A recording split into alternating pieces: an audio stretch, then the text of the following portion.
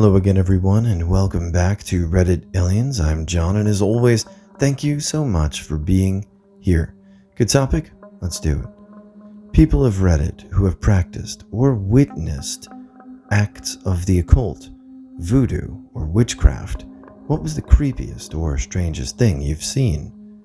Please remember to like, share, and subscribe.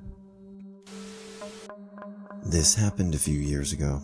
I was on a dating site and matched with an attractive person, so I started chatting.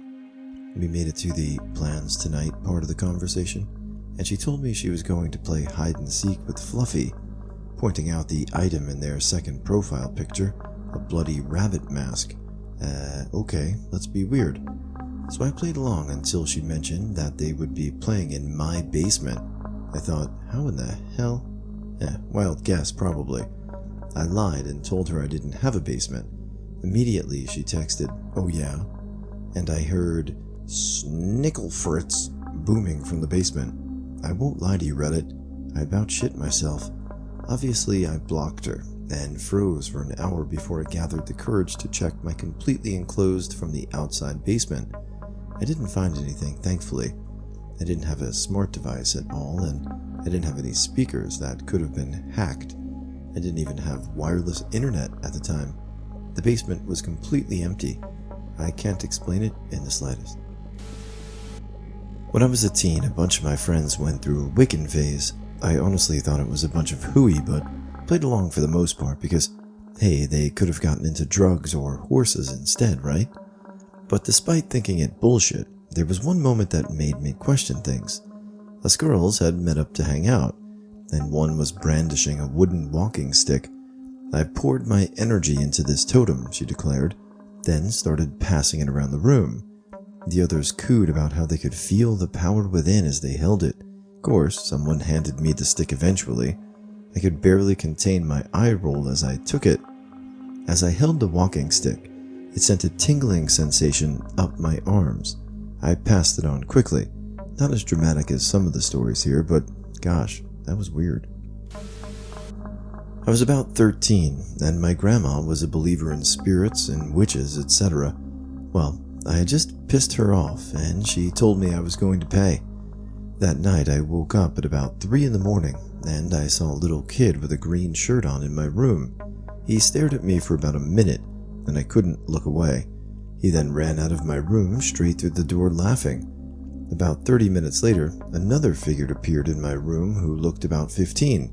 He just stared at me and mumbled something, and no matter how hard I tried, I couldn't talk, scream, or move. I could only look. He then vanished into seemingly thin air. The next night, I woke up at about the same time, and it sounded as if there were 50 people in my room screaming at me to kill myself, kill my family, and just a lot of negative thoughts in general. The next day I got anointed, and it stopped. Later that day I had to see my grandma, and I instantly started to get sick after I hugged her, and she just sat there with a smirk on her face. I then got anointed again, and it stopped. I still can't explain how she did it, but I still to this day am afraid to make my grandma mad. Well, your grandma sounds lovely. Lucky to be raised by such a wonderful woman. When I was in high school, I had this sudden bout of nightmares and sleep paralysis. I wasn't going through a stressful time or anything, and I don't freak out easily. I grew up watching 80s and 90s horror films, and I normally sleep with total darkness and doors closed.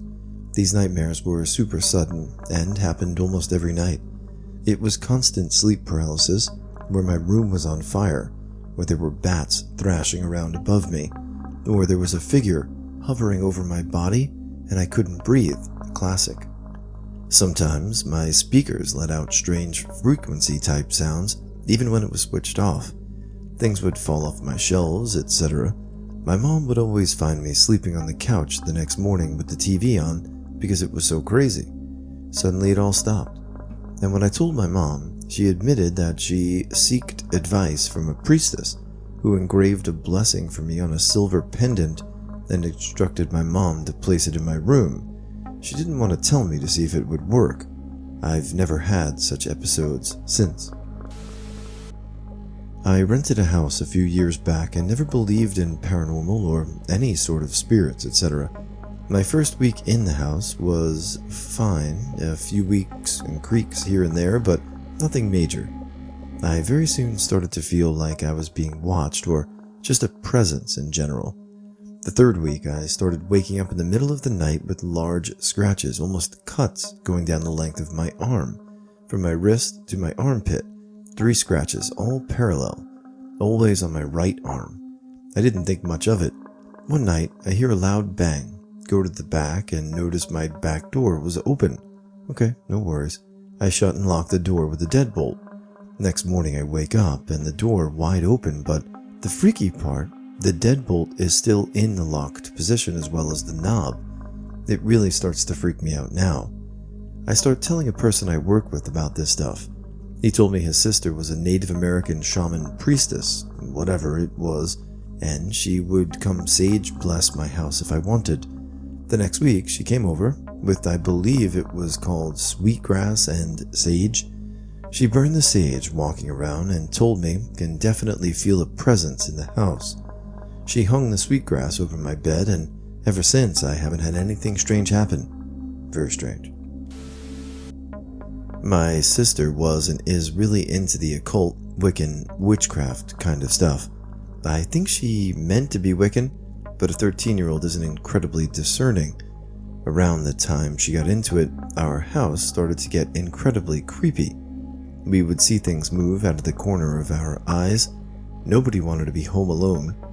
Nobody wanted to be in the living room at night. At first, we could blame it on the house and the land. Then we moved, not just houses, but continents. The weird stuff followed. All of it was always centered around my sister and her room, and it was always aggravated when we did serious cleaning, and especially when we moved. The height of it was when we were moving back to the US. We had 2 different flight groups. My mom and sister left 6 weeks before the rest of us to pick the new house, while my dad, brother, and I cleaned and packed the old house. We heard thumping from my sister's room.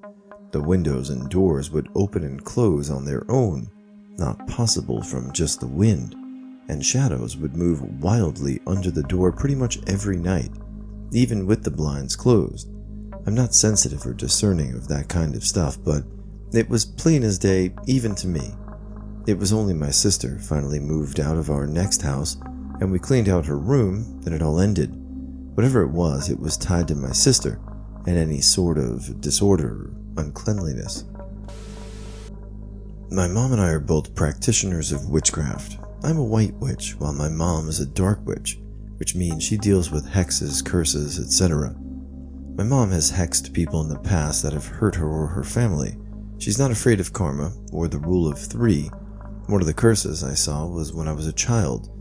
There was a man who worked with my stepfather who would constantly steal clients from him or would take credit for my stepfather's work. He actively tried to sabotage my stepfather's employment, and my mother got fed up.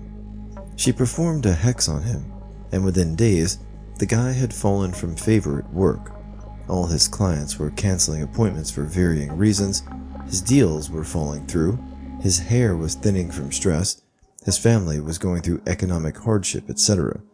The guy's life completely did a 180, and to this day, he hasn't fully recovered from it. He still struggles with making sales and is constantly getting on his employer's nerves. Another time, an old friend of mine and I had an awful falling out. Her betrayal really hurt me, and I fell into depression for a long while. She tried turning friends against me and did everything she could to hurt me. My mother decided to return some of that negative energy her way and perform a hex. I didn't know it at the time, otherwise I would have told her not to, but she put a curse on her and her family. Well, within days everything went wrong. Her family fell into economic hardship, and they lost the family car and almost lost their house. Her father had a stroke out of nowhere, and with no family history of it, thankfully nothing serious, but was bedridden for days and couldn't work.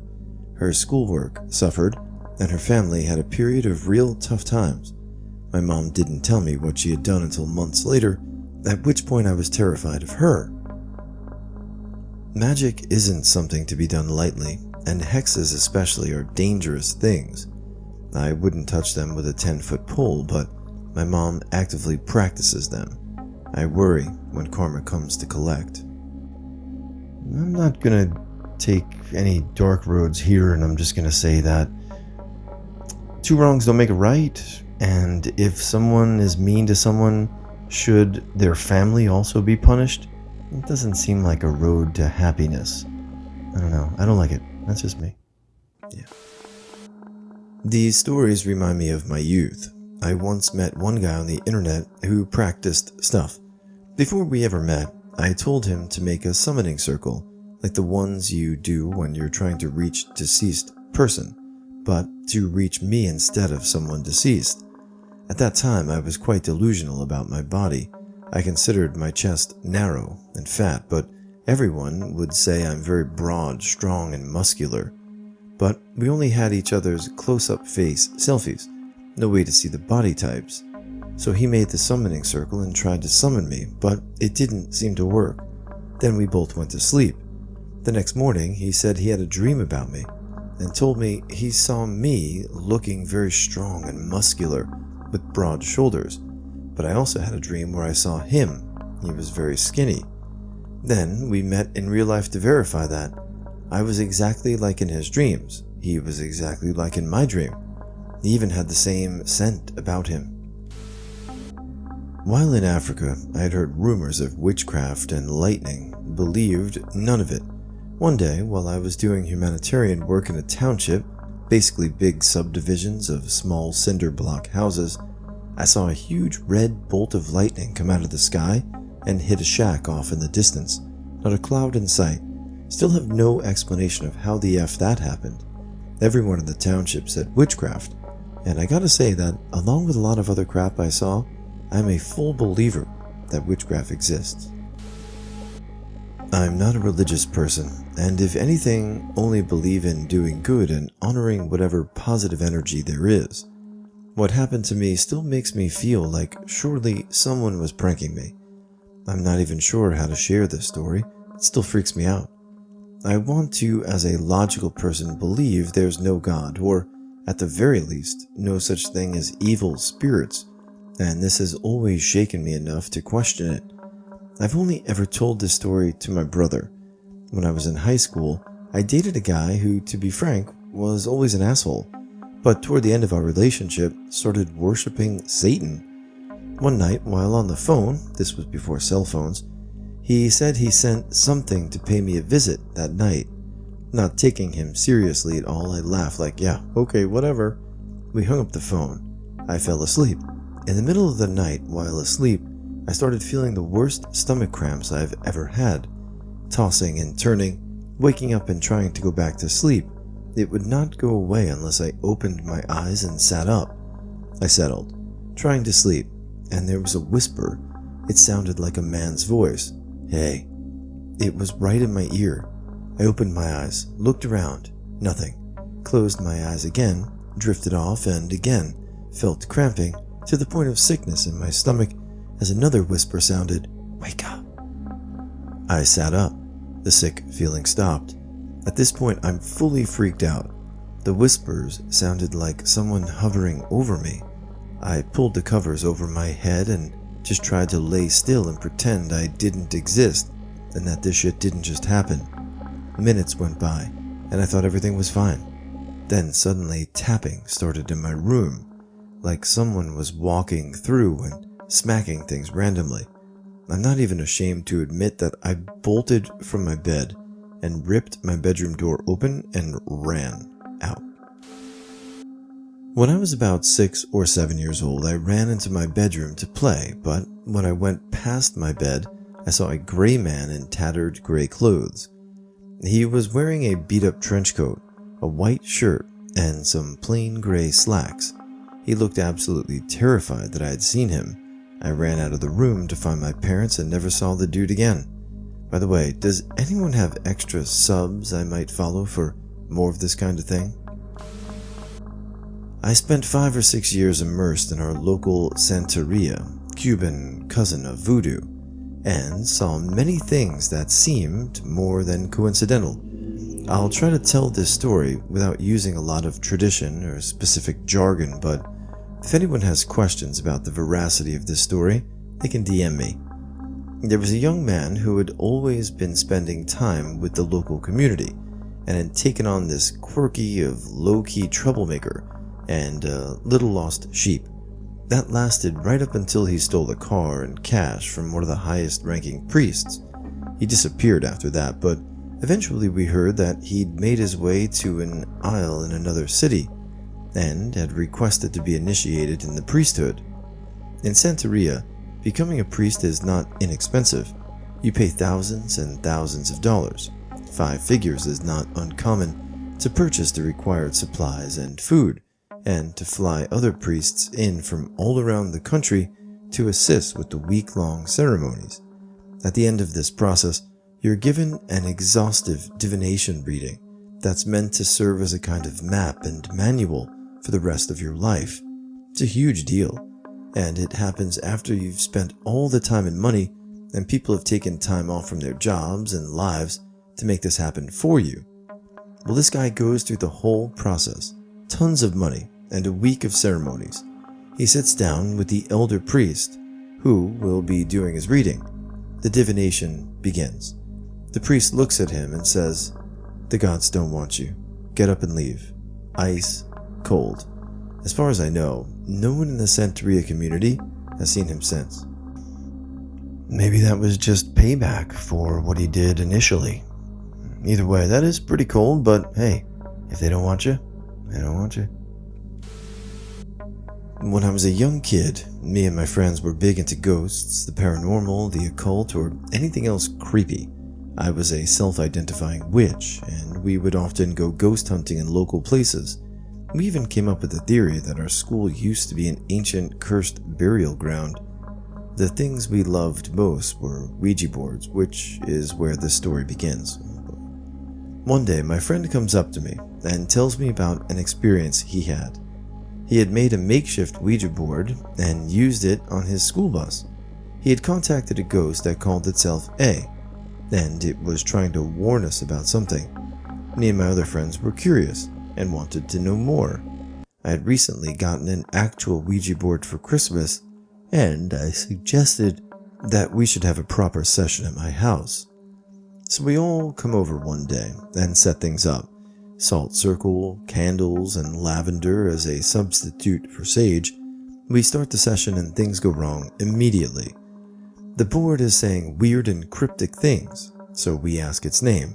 The ghost goes by T. We ask for what it is, and it just says proxy. A quick Google search for the word made us realize that T was a proxy for something a lot darker.